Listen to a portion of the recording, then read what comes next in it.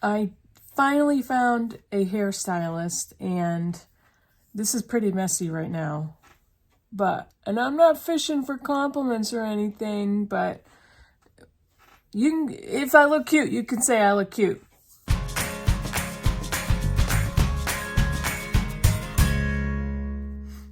Hey Booktube, it's Kim at Middle of the Bookmarch, and what's the date today? It is April 14th. This is my bookish week for April 14th, which is a Sunday. How you like that? And I have my laptop open in the background. That's the only reason I know the flippin' date. What did I do this past week? I'm going to say right up front, my life is a horror show right now. I'm okay. It's a frickin' horror show. And the only way I'm getting through it is to laugh about it. So there. And that means that it's been difficult to focus on reading. I am listening to audiobooks, and even then, if I'm in the car, I listen to audio in the car, and I could be listening to an audiobook and I'm half an hour down in my drive and I don't remember anything I just listened to. So I've had to put on the radio instead and just listen to mindless music. Why am I telling you this? Not for sympathy, because that's just been my week. And yeah, I did finish a couple of books. Geez, life, right?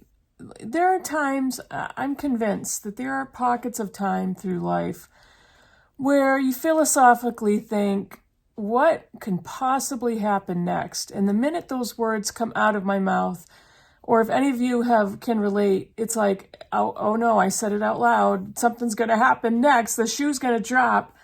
But, hey, what are you going to do? What are you going to do? So you do the best you can and you keep moving forward. And you tell yourself, I tell myself, this is temporary. This is all temporary. Things will get better. But I did find a new hairstylist who's lovely, so that's awesome. Yes, I did finish 2 books last week, and let me talk about them right now. I finished an audiobook, Broke in America, Seeing, Understanding, and Ending U.S. Poverty by Joanne Samuel Goldblum and Colleen Shaddix. And they both narrate the book. This was phenomenal. This was absolutely phenomenal. And I wasn't sure going into it what I was going to think, but this touches on every aspect of being poor in America. Getting clean water, getting housing, finding a job, getting food, kids with healthcare and schooling. And it touched on all of those things. There were so many statistics in here that just completely knocked me on my butt, because when you listen to statistics about people in poverty, and when you listen to statistics about how slowly the income percentage has risen compared to inflation and compared to housing prices. I live in New England, and I live specifically in New Hampshire, and rents I live in a 3-bedroom, 2-bathroom house. And a rent for a 2-bedroom, 1-bathroom apartment is almost double what I pay for my mortgage, insurance, and taxes. And it's like, who can possibly afford that? And when people are applying for income restricted housing, which basically means your rent is based off of your income, an apartment, I can barely talk, because an apartment where it's income restricted, the rent for a 2-bedroom apartment is $500 more than my mortgage. What is happening in this country? And when you look at the wages and the increase in wages, whether it's cost of living or whatever it is, whether it's merit raises, bonuses, whatever, the income has not even come close to keeping up with inflation, food prices, and housing prices. It's absolutely insane. And this book touches on all of that. They touch on how certain communities of Americans are still struggling to get clean water. And in order to be able to have water to drink, people have to rely on bottled water. People are using bottled water to clean themselves. And some of the biggest companies, Nestle comes to mind, who sell bottled water, get water access for free because they are corporations with tax breaks, and they are corporations with price breaks.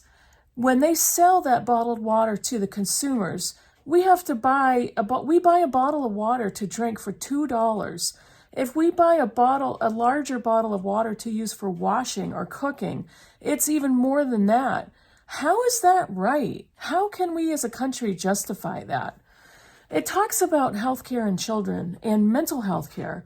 And in order to prevent a lot of the societal problems that the U.S. deals with, whether it's homelessness or poverty, can be fixed by providing health care and schooling and free lunches to children so that as they get older, they will be physically, mentally, and emotionally equipped to live a life where they can support themselves.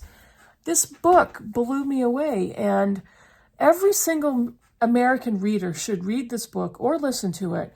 And if you are interested in American politics and or social problems and poverty in the U.S., listen to it or read it.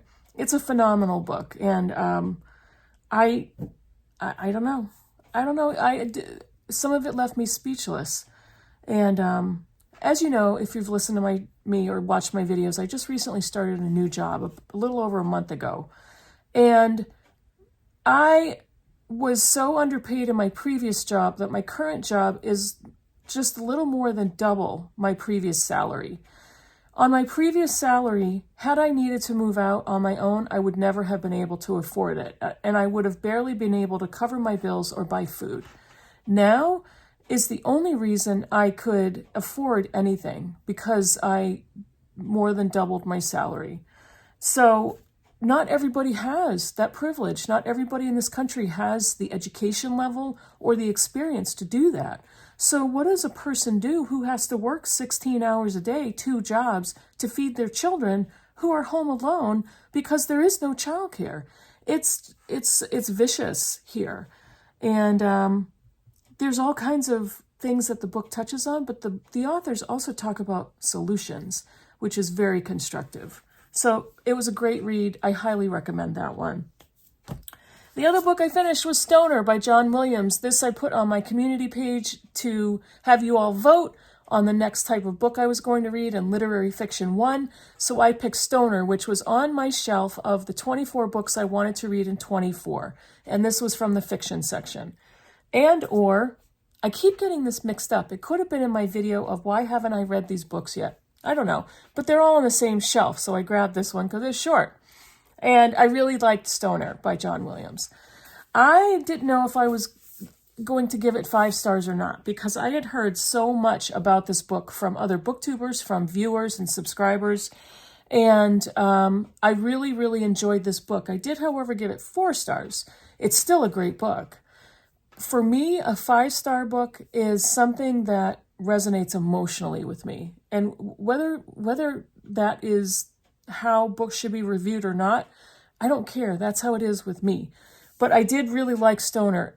John Williams' writing is very, not too spare, but straightforward, but still beautifully written.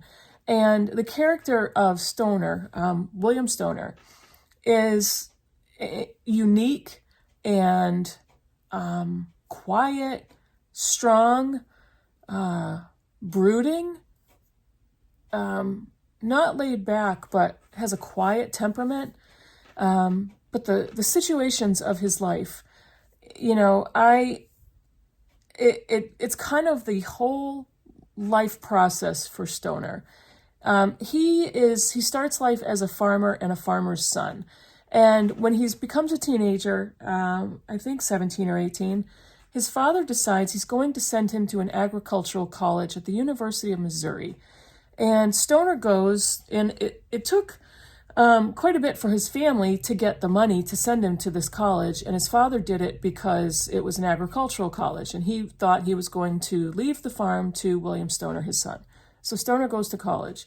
And within the first year, he realizes he doesn't want to be a farmer. He falls in love with literature. and he has to break the news to his parents. And his parents come out to visit him, and he tells them he's not going to continue with his education to be a farmer. What is that going to do to his finances? What is that going to do to his parents' expectations? And the book goes into that. And William Stoner never leaves the college. He finishes his degree, he gets his PhD, he becomes a professor. He lives basically on or near the campus, has never owned a car, walks everywhere. And it's almost a story of a man in an ivory tower, but a man who realistically finds his place and doesn't want to leave it. What does that do to the rest of his life? What does that do to his skills to cope and his skills to live a productive life? Does it affect that? What about the people that he meets? He's a very quiet, brooding man, as I said. What kind of marriage does he enter into? Does he have children? Does he meet anybody else in his life that he feels strongly about? It's such a well-drawn book and such an interesting character. Definitely highly recommend Stoner. I'm very glad I read it. Now, I am reading. How many books am I currently reading? 2? I started listening to a couple of audiobooks and wasn't really taken by them, so I just got them off my list. So I'm actually listening to a book that I also have in print, and I started another book. I am listening to and reading The Two Towers by J.R.R. Tolkien. It's the second in the Lord of the Rings trilogy. And I am reading this with Heidi and Doris. We're rereading the Lord of the Rings this year. And this month it's The Two Towers. So I've been listening to this in the car, and we'll be switching back and forth. Now, I had talked about this a few minutes ago, that I was listening to this. I absolutely love the audio. Some of the best audio I've ever listened to by Andy Serkis, who played Gollum in the movies. These books are so fantastic on audio. However, with everything that's going on in my life, I've lost focus. So I'm listening to an entire chapter yesterday on my way home from work, and I think I got 40 minutes through it, and I'm thinking, what the hell did I just listen to? And I think I'm going to have to rewind or read it in print, that particular chapter. This is the continuation of the story of Frodo Baggins, who needs to bring the Ring of Power, or the Dark Ring, or the Lord of the Rings is not part of this troop of sacrificial people who are trying to get rid the world of this evil ring. And that's all I'm going to tell you. Because honestly, if you don't know what Lord of the Rings is about, I don't know what to say. You have to know. So, and if you've watched the movies, you know what The Two Towers is. But this is a continuation, and this is the miniseries cover. And I don't even care about it because I think these covers are really beautiful. So I'm loving the audio. I love that I have this collection of books on my shelf, and will continue to read that through the month. And I just picked up, I might be on the second chapter, which is page 6. And I'm hoping I'm gonna get this name right. This is Will and Testament by Vigis Horth or Jorth.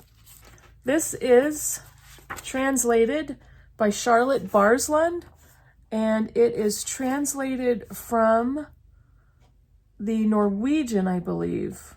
I believe so. She lives in Oslo.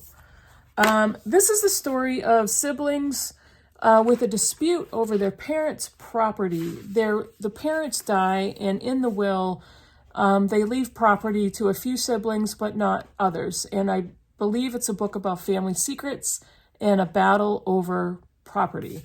So, translated fiction, I heard a lot of good things about that one. And in the few pages that I've read so far, I really, really love it. And I'm looking forward to that. I started reading it last night, and I'm like, this is a little dark, and I'm not sure this is the right time for me to read this. The writing is really good. It seems to be an excellent translation. Excuse me, the formatting of the book is just right up my alley. But I think I will continue with it this weekend. I have a long weekend. Monday, we have a holiday at work. So I think I will be able to get a lot of reading done. And yeah, I might even pick up yet another book. I have one other book in my to-read pile on my nightstand and it's a short one. I might pick it up. I'm just rambling. So that's been my bookish week for last week. Thanks for watching. Let me know in the comments below what you think of any of these books or anything I said, and I will see you all in the next video. Bye, everybody.